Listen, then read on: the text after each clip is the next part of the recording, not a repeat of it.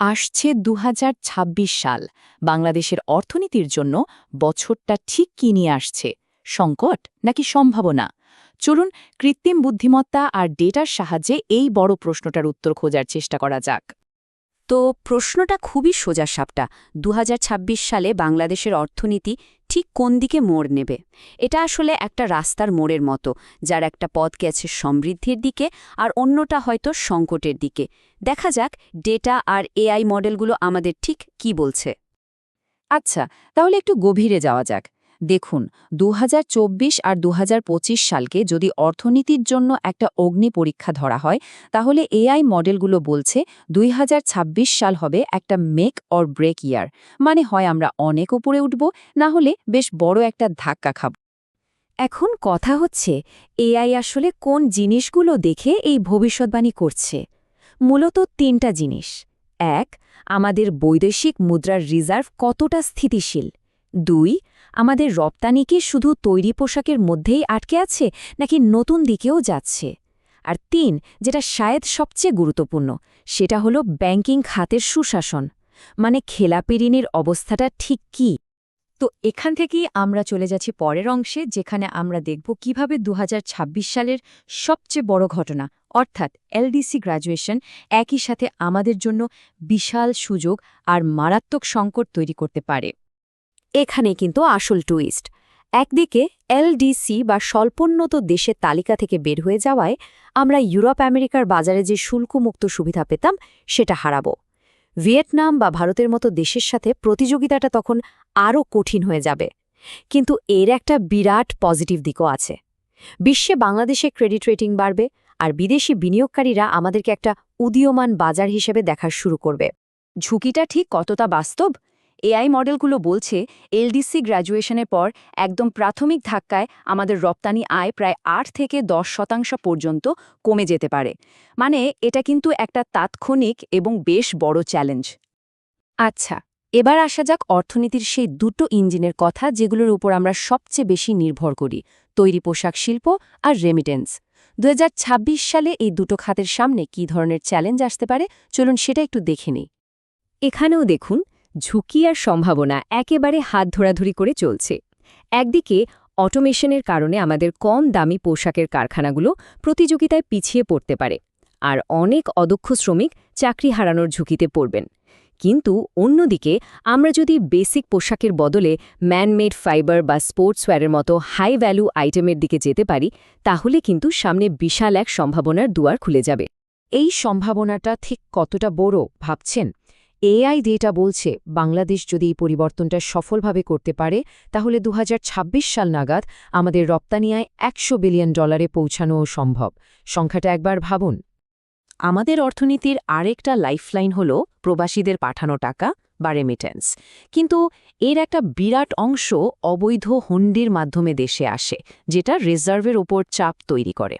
২০২৬ সাল নাগাদ ব্লকচেন বা এআই এর মতো প্রযুক্তি ব্যবহার করে এই হুন্ডিকে নিয়ন্ত্রণ করাটা হবে একটা বিরাট চ্যালেঞ্জ আর একই সাথে বড় একটা সুযোগও।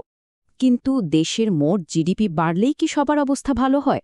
এআই মডেলগুলো একটা কে শেপড রিকভারির দিকে ইঙ্গিত করছে। এর সহজ মানে হলো অর্থনীতি হয়তো ওপরের দিকে উঠবে, কিন্তু এর সুফল সবাই সমানভাবে পাবে না। ধনীদের আয় আরও বাড়বে, কিন্তু মধ্যবিত্ত ও নিম্ন আয়ের মানুষের আয় হয়তো একই জায়গায় থাকবে বা কমে যাবে। মানে আয় বৈষম্য আরও বাড়ার আশঙ্কা রয়েছে।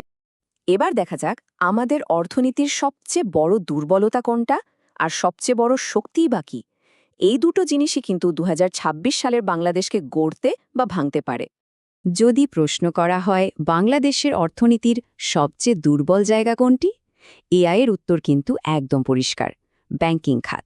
খেলাপি ঋণের বিশাল বোঝা একে অর্থনীতির অ্যাকিলিস হিল বা সবচেয়ে দুর্বল জায়গায় পরিণত করেছে, যা পুরো সিস্টেমের জন্যই একটা বড় ঝুঁকি।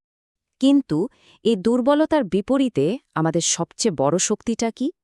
সেটা হলো আমাদের তরুণ প্রযুক্তি সচেতন প্রজন্ম আর ডিজিটাল অর্থনীতি। ফ্রিল্যান্সিং এবং আইসিটি খাতি হতে পারে বাংলাদেশের জন্য আসল গেম চেঞ্জার, যা ২০২৬ সালে অর্থনীতিকে একটা নতুন পথে নিয়ে যাওয়ার ক্ষমতা রাখে। তো এই সব ডেটা আর বিশ্লেষণ এক জায়গায় করে এআই বাংলাদেশের জন্য ২০২৬ সালে তিনটি সম্ভাব্য ভবিষ্যতের ছবি তুলে ধরেছে। চলুন দেখি সেই তিনটা পথ কি হতে পারে। তাহলে কোনটার সম্ভাবনা কতটুকু? এআই এর বিশ্লেষণ বলছে ৫০% সম্ভাবনা হল একটা বাস্তবসম্মত পথের, মানে মোটামুটি চলে যাওয়া। এরপরে ৩০% সম্ভাবনা আছে আশাবাদী পথের, আর বাকি ২০% সম্ভাবনা হতাশাবাদী পথের। কিন্তু এই পথগুলো আসলে কেমন? আশাবাদী পথে গেলে জিডিপি প্রবৃদ্ধি ৮% ছাড়িয়ে যাবে আর বাংলাদেশ হয়ে উঠবে আরেক এশিয়ান টাইগার। তবে এর জন্য রাজনৈতিক স্থিতিশীলতা আর ব্যাংকিং খাতে বড় সংস্কার দরকার। উল্টো দিকে হতাশাবাদী পথে গেলে অপেক্ষা করছে উচ্চ মুদ্রাস্ফীতি আর বেকারত্ব। আর বাস্তবসম্মত পথটা হলো একরকম খুঁড়িয়ে চলা, বড় কোনো উন্নতি নেই, আবার বড় কোনো পতনও নেই। তাহলে প্রশ্ন আসেই, এই সেরা সিনারিও বা আশাবাদী পথটাতে আমরা পৌঁছাবো কিভাবে? শেষ অংশে আমরা দেখব এই লক্ষ্যে পৌঁছানোর জন্য এআই ডেটা ভিত্তিক কি পরামর্শ দিচ্ছে। এআই কিন্তু শুধু সমস্যা দেখিয়েই থেমে যায়নি, বরং কিছু সমাধানের পথও বাতলে দিচ্ছে। ১. কৃষিকে আধুনিক করা, যাতে খাদ্যের জন্য আমদানি নির্ভরতা কমে। ২.